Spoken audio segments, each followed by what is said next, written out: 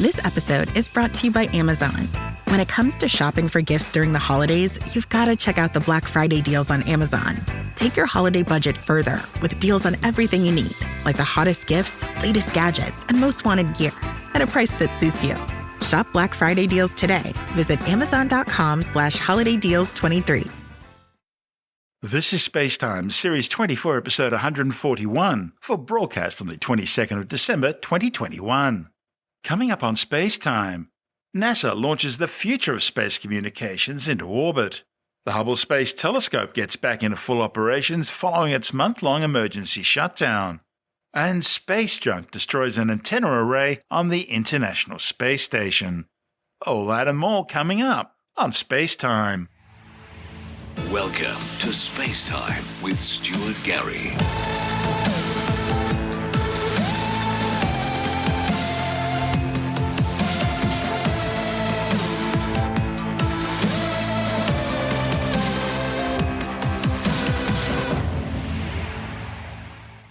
The future of space communications has been launched into orbit by NASA.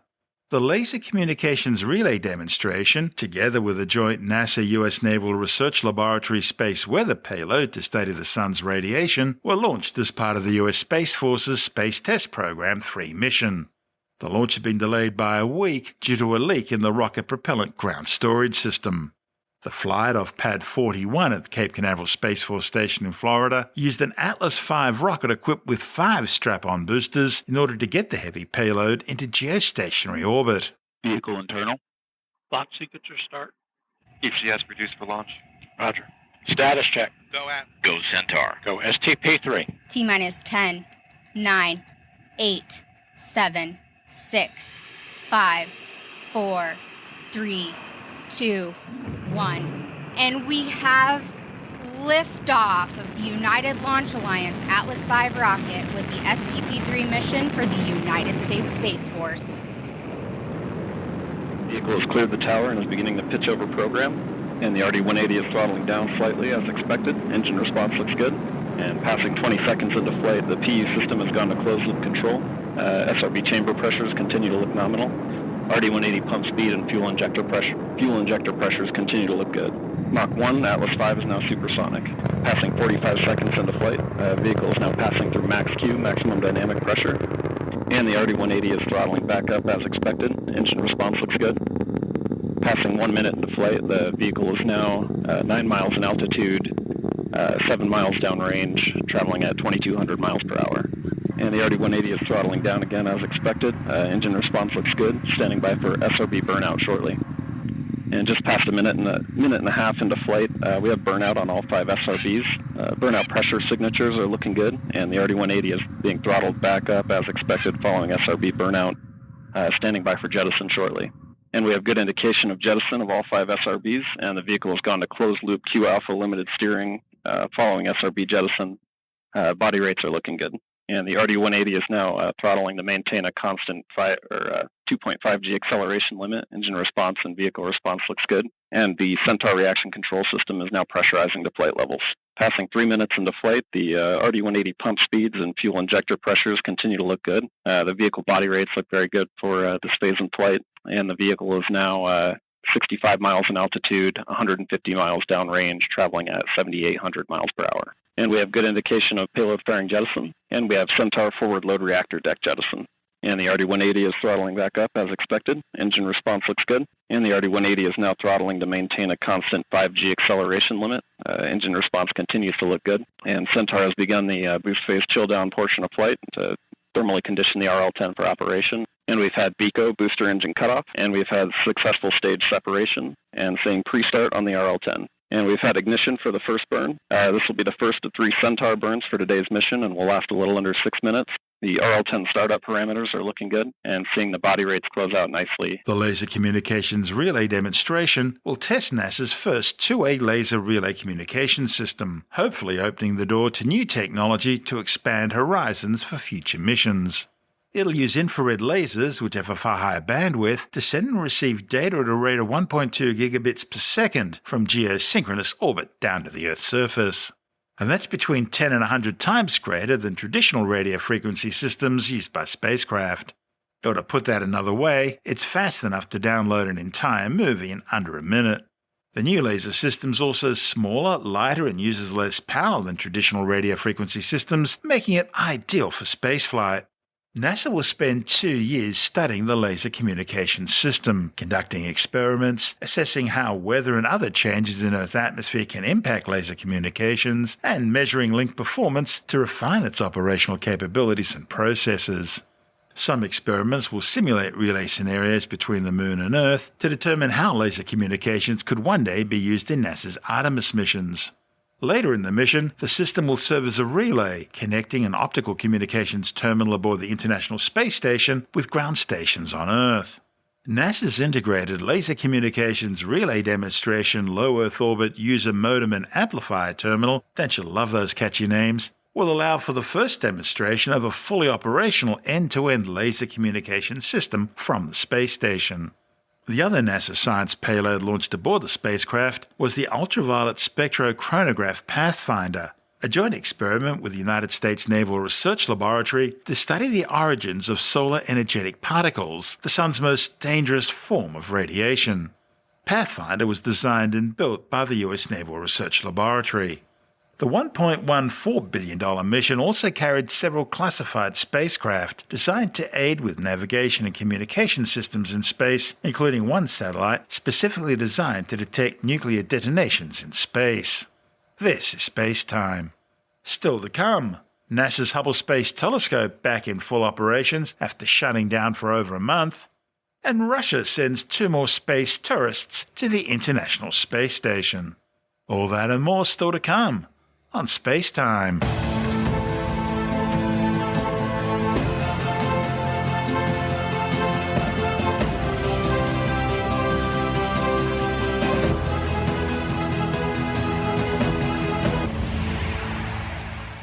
Okay, let's take a break from our show for a word from our sponsor, NordVPN.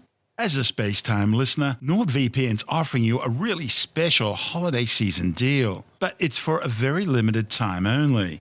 NordVPN's offering you an incredible 73% off a 2-year plan plus 1 month free. But this limited offer is only good for SpaceTime listeners.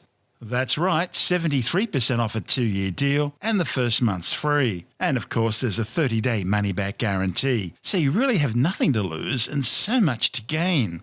NordVPN gives you secure internet access from hackers, from people trying to steal your banking information, from people trying to get hold of your personal data and information, and of course it protects you from unsavory people snooping on you and your children. In other words, it's top-notch security at an incredible price. Now, to take advantage of our special offer, you need to go to nordvpn.com/StuartGary. That's StuartGary, and it's all in lowercase. That's nordvpn.com/StuartGary, and you can check out the offer for yourself, and I'm sure that, like me, you'll be convinced that this offer is too good to pass by. As I said last week, we were using another virtual private network, and there were constant problems with compatibility issues. But with NordVPN, all those problems disappeared, because NordVPN works. So, that's 73% discount off a 2-year plan, 1 month free, and a 30-day money-back guarantee. So, what have you got to lose? Give NordVPN a try. And what a great last-minute Christmas gift. But remember, this is a very limited time offer, so you need to go to the special SpaceTime NordVPN website. That's nordvpn.com/StuartGary, nordvpn.com/StuartGary, and of course, you'll be helping to support our show. And of course, those URL details will be in the show notes and on our website. And now, it's back to our show. This is SpaceTime with Stuart Gary. NASA's Hubble Space Telescope is now back up and running after technicians were able to recover the last of the orbiting observatory's 4 primary instruments, the Imaging Spectrograph.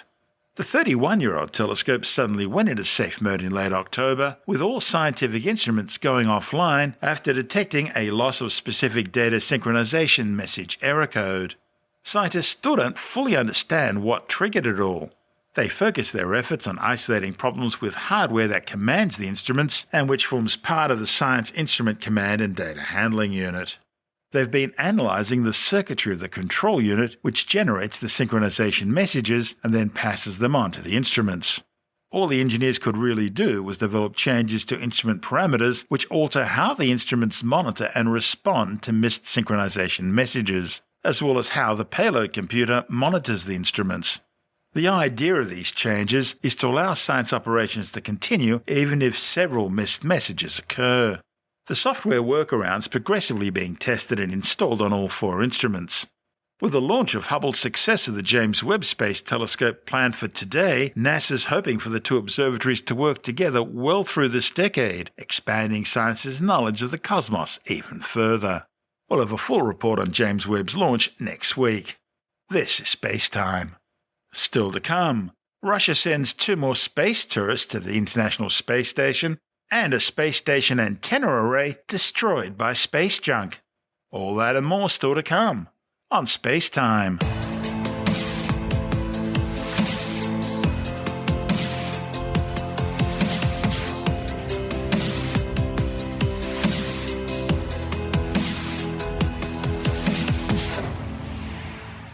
A Soyuz spacecraft carrying 2 Japanese space tourists and a Russian cosmonaut has successfully docked with the International Space Station.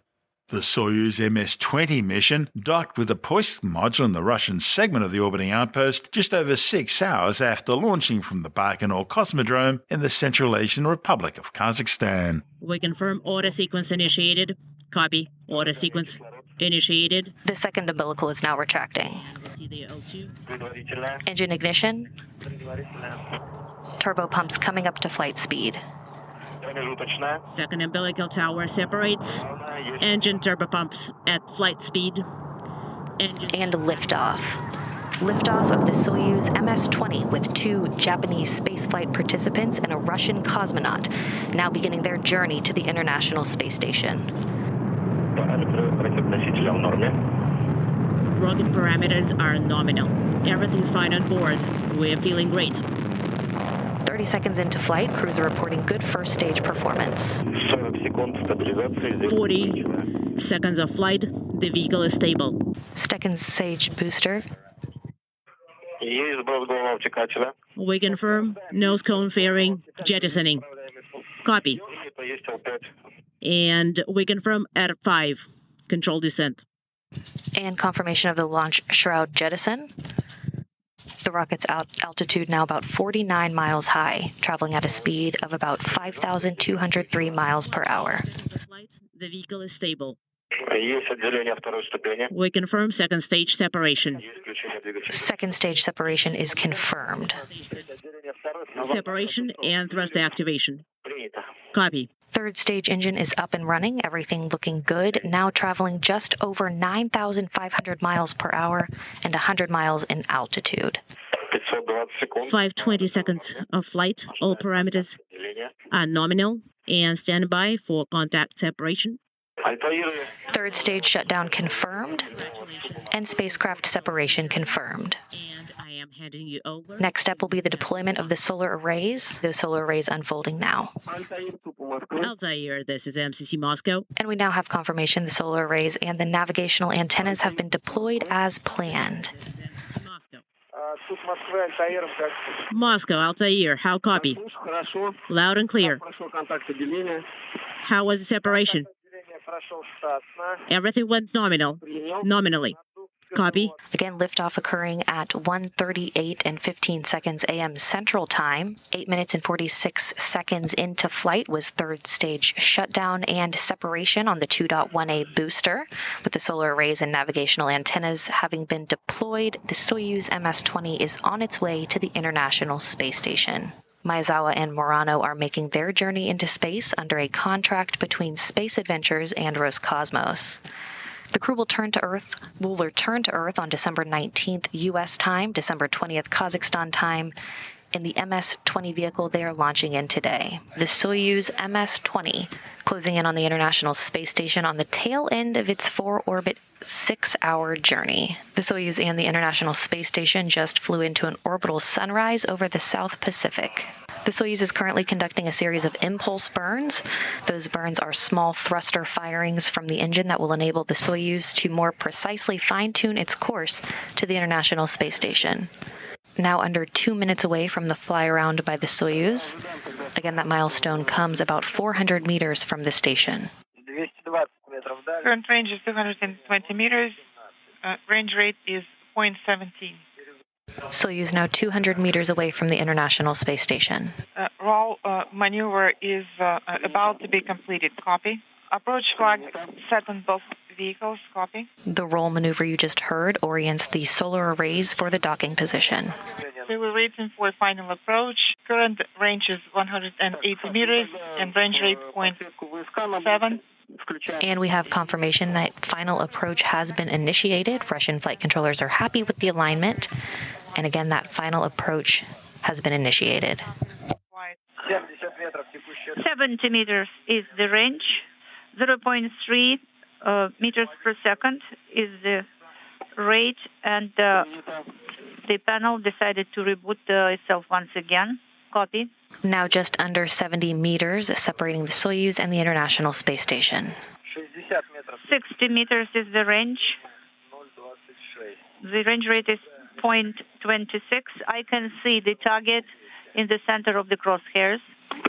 Copy. The crosshairs and crosshairs are aligned. Copy. 34 meters is the range, and the rate is 0.9. The target is in the center, and the crosshairs are aligned. Copy. 30 meters is the range, and the range rate is 0.8. 0.08. The target is in the center, crosshairs are aligned. The range is 14 meters. The crosshairs are aligned, and the target is in the center. Copy. 12 meters. The target is in the center. The range rate is 0.12 meters per second. The target width is 2 squares. Crosshairs are aligned. The target is in the center. 2.5 squares is the width of the target. We're standing by for the contact. The crosshairs are aligned. The target is in the center. Standing by for contact. Contact is confirmed. And also we have a docking interface. Contact and capture confirmed at 7:40 a.m. Central Time, 8:40 a.m. Eastern Time, as the International Space Station and the Soyuz MS-20 flew 260 statute miles over the Atlantic Ocean. The space tourists are spending 12 days aboard the space station, where, amongst other things, they'll host a badminton tournament. While the costs of tickets to the orbiting outpost isn't disclosed, it's understood each of the tourists paid between $50 and $60 million per seat for the ride. Of course, that is return and meals are included. This is SpaceTime. Still to come, one of the International Space Station's antennas destroyed by space junk, and later in the science report, IBM builds the first quantum computer with more than 100 qubits on a single chip. All that and more still to come on SpaceTime.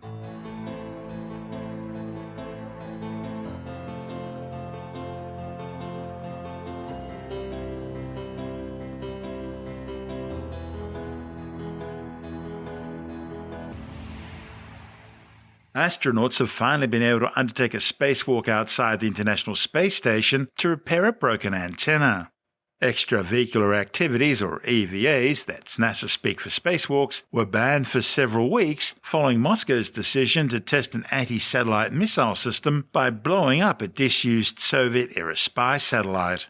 The explosion sent a cloud of debris flying through orbit at over 28,000 kilometers per hour. Space station crew were forced to postpone the spacewalk following a debris notification warning from mission managers concerned that wreckage from the Russian test could reach the space station and the astronauts. So far, more than 1,700 sizable pieces of shattered satellite have been tracked from the incident, but of course hundreds of thousands of additional pieces and shrapnel, too small to be detected from the ground, are also slowly expanding outwards in an ever-billowing cloud of debris. When the astronauts were finally given the green light to undertake their spacewalk, they were shocked to find that the antenna they were sent to repair had been damaged by space junk. The pair found at least 11 small debris strikes on the failed antenna. But not all the damage was new. The antenna first began malfunctioning in September. It had been installed 20 years ago, and some of the damage looked old. In other words, with or without the Russians' help, there's a lot of space junk up there. This is SpaceTime.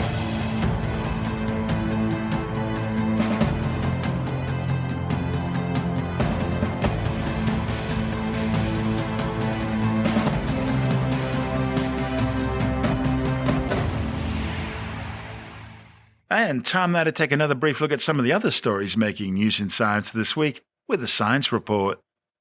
A new Israeli study has confirmed that people who have had both doses of the Pfizer COVID-19 vaccine became increasingly more likely to be infected with the virus over time from 3 months after their second dose. The findings, reported in the British Medical Journal, are based on electronic health records to analyse how often vaccinated people were receiving positive COVID-19 tests and how long it had been since their vaccination.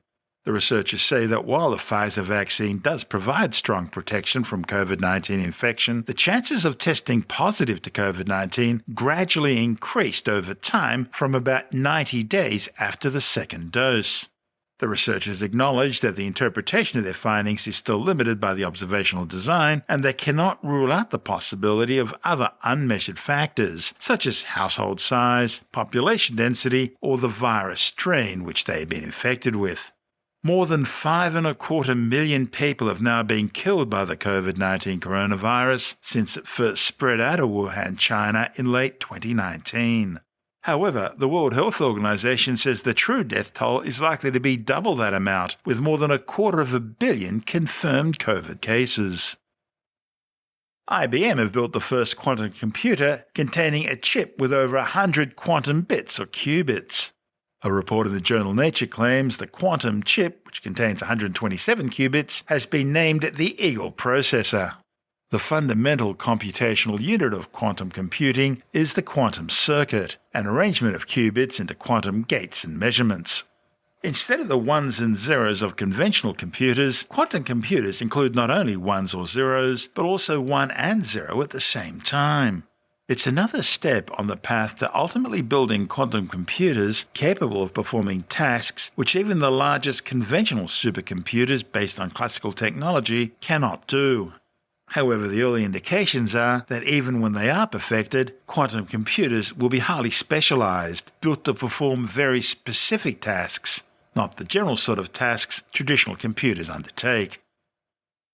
The United States and Gulf countries say Iran's actions are causing a nuclear crisis which is destabilizing the entire Middle East.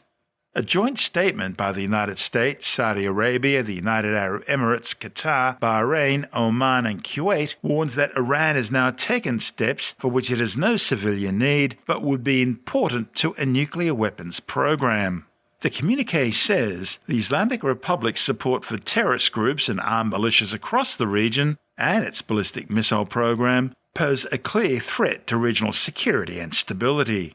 The warnings come as the United Nations nuclear watchdog, the International Atomic Energy Agency, says Tehran's stockpile of highly enriched uranium is now well over 2,489.7 kilograms, many times in excess of the limit laid down in its 2015 Vienna Agreement with the United States, Britain, China, France, Germany and Russia. For its part, Iran says its nuclear program is for peaceful power generation only.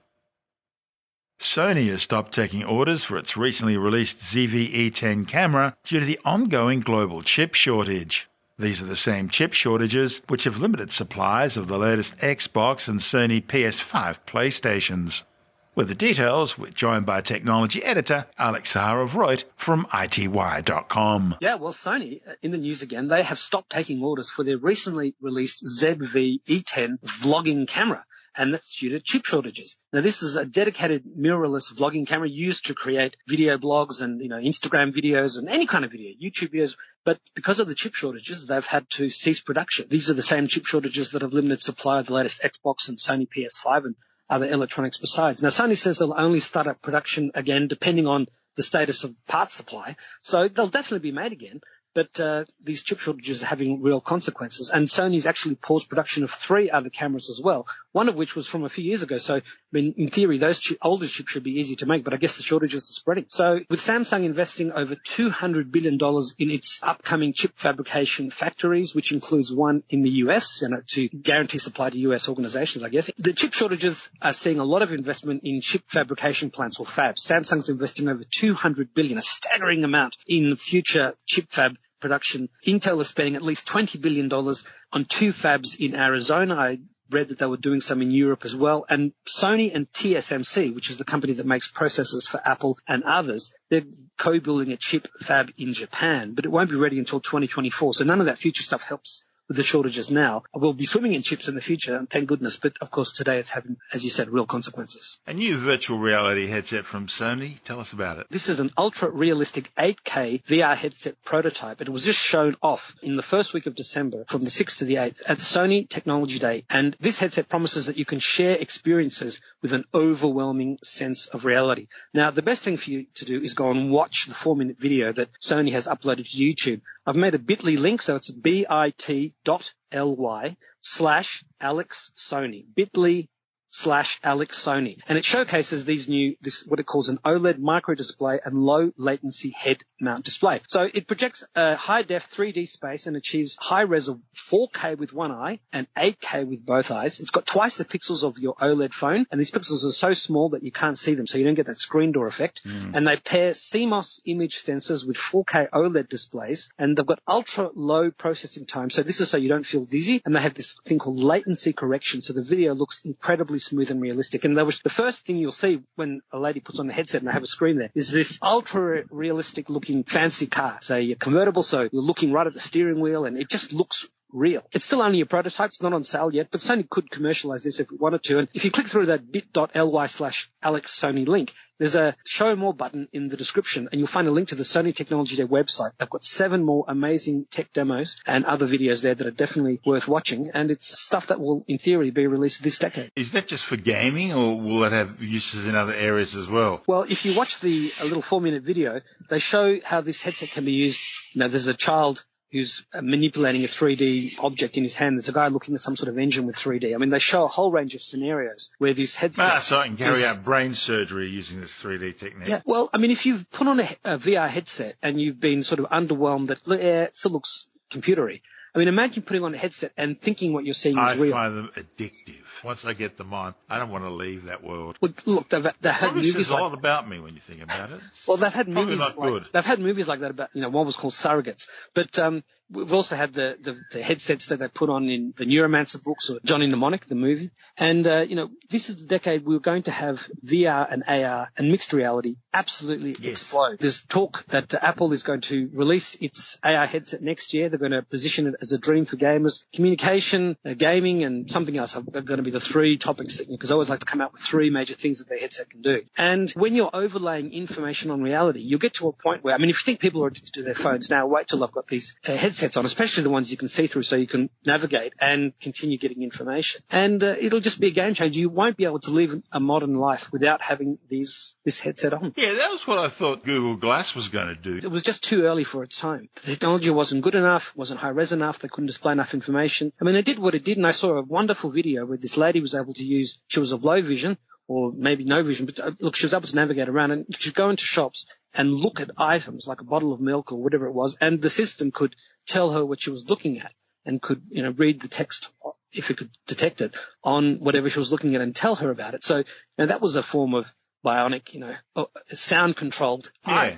Now, and the next generation beyond that would naturally do what Google does now with the phone, but with a form of glass, and let you look at the label no matter what language it's in, tell you what it is, like tell you what its calorie count is. Yeah, everything. It'll be able to tell you everything about it, search about it. And of course, in your ear, you have a headset that's giving you all this information, discreetly and privately. And the experience Google offered 10 years ago was primitive compared to the advances they have today. So yeah, this kind of technology is absolutely incredible. And, it'll be helping more and more people. And by the end of this decade, this time in 10 years, we'll just remember these little quaint rectangles of glass we used to peer at. And if we wanted to look at AR things, we had to hold them up to our eyes and move things around. And we couldn't see an entire vista in front of us. We just had to look through a little 6 or 7 inch piece of glass to see this virtual world. It'll seem very quaint indeed. That's Alex Zaharov-Reut from ity.com.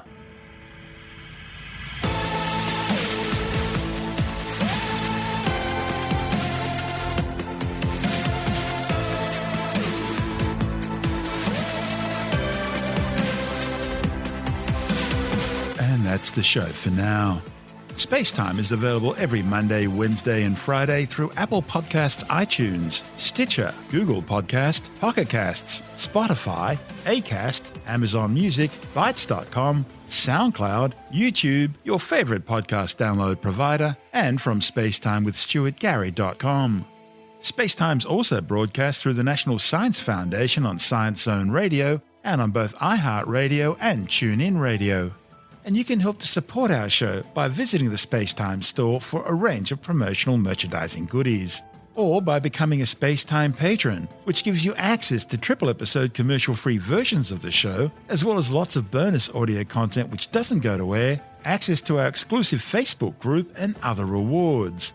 Just go to spacetimewithstuartgary.com for full details. And if you want more space time, please check out our blog, where you'll find all the stuff we couldn't fit in the show, as well as heaps of images, news stories, loads of videos, and things on the web I find interesting or amusing. Just go to spacetimewithstuartgary.tumblr.com. That's all one word, and that's Tumblr without the E. You can also follow us through @StuartGary on Twitter, @SpaceTimeWithStuartGary on Instagram, through our SpaceTime YouTube channel, and on Facebook, just go to facebook.com/SpaceTime with Stuart Gary. And SpaceTime is brought to you in collaboration with Australian Sky and Telescope magazine, your window on the universe. You've been listening to SpaceTime with Stuart Gary. This has been another quality podcast production from Bytes.com.